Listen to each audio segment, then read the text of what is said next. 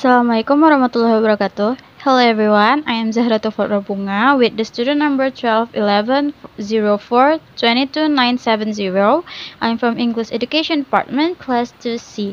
So today I would like to tell you about modal verbs bound to plus I and there. Okay, so the first is bound to plus I. So what is bound to plus I? Bound to plus I is a semi-modal verb to express something that will definitely happen in the near future.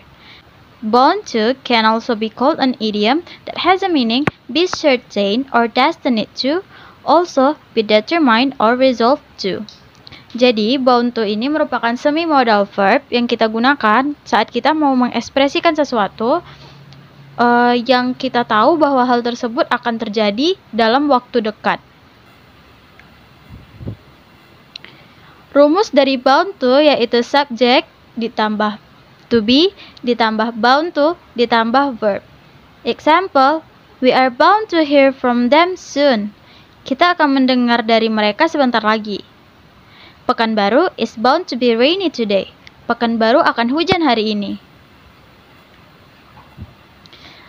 Selain itu, bound to juga bisa kita ucapkan dalam bentuk negatif. Polanya yang pertama, subject plus bound plus not to plus verb. Dan yang kedua, subject plus bound to plus not plus verb.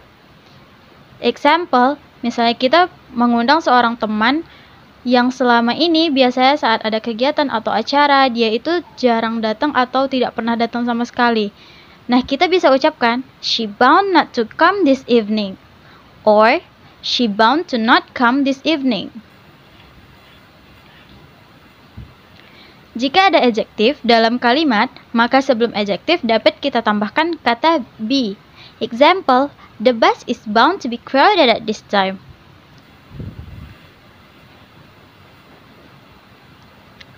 Oke, yang kedua adalah there.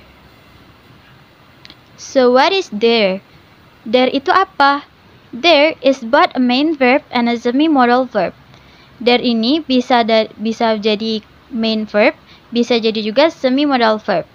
Dare ini mempunyai arti berani. Tapi selain berani, dare juga mempunyai makna lain yang tentunya menyesuaikan dengan kalimat atau sentence dan ungkapan atau phrase. Dare juga berarti menantang seseorang untuk melakukan sesuatu. Pada makna ini, dare dapat juga digunakan sebagai semi-modal verb atau sebagai main verb berupa intransitive verb atau yang tidak membutuhkan objek yang sering diikuti to infinitive atau infinitive without to sebagai adverbialnya atau keterangannya. Contoh kalimat dare yang bisa digunakan untuk menantang seseorang untuk melakukan sesuatu, pola kalimatnya adalah dare sebagai main verb ditambah objek ditambah infinitive. Example, I dare you to go there. Kemudian, dare mempunyai arti kata berani, dapat digunakan dalam suatu kalimat atau ungkapan untuk yang pertama sebagai kata kerja bantu atau auxiliary. Yang kedua sebagai kata dasar atau infinitive. Yang ketiga dapat digunakan untuk menyatakan suatu keberanian di masa lampau atau past tense. Sebagai kata kerja bantu atau auxiliary, dalam penggunaan dan penempatannya, kata dare ini harus menggunakan kata kerja yang mengikutinya dalam bentuk pertama atau infinitive atau verb one tanpa ada tambahan artikel-artikel lainnya. Artikel itu seperti s atau is, ataupun artikel-artikel lainnya. Example, Maria dares speak English with me, but she doesn't dare speak with other classmates. Maria berani berbicara bahasa Inggris denganku, tetapi dia tidak berani berbicara dengan teman-teman yang lain. Kemudian, sebagai kata kerja dasar atau infinitive. Dalam bentuk infinitive, maka bentuk kalimat negatif dan kalimat tanyanya harus disertai dengan do atau does. Penggunaan kata kerja bantu do plus dare itu digunakan untuk subjek jamak, dan untuk kalimat tanya ada penambahan akhiran as atau s untuk subjek tunggal. Example, if you dare go through the dark road, I would like to give you whatever you want. Kalau kamu berani berjalan melalui jalan yang gelap, aku akan memberi kamu apapun yang kamu mau. Yang kedua, Henry dares keep his ideas if it's good for his company.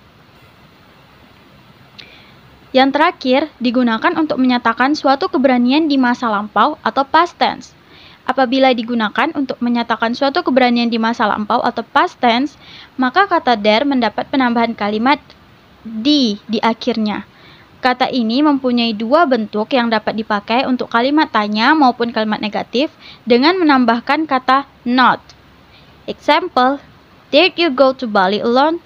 Kamu berani pergi ke Bali sendirian? Did you dare to visit me last week? Apa kamu berani mengunjungiku minggu kemarin? Doesn't he dare to go there?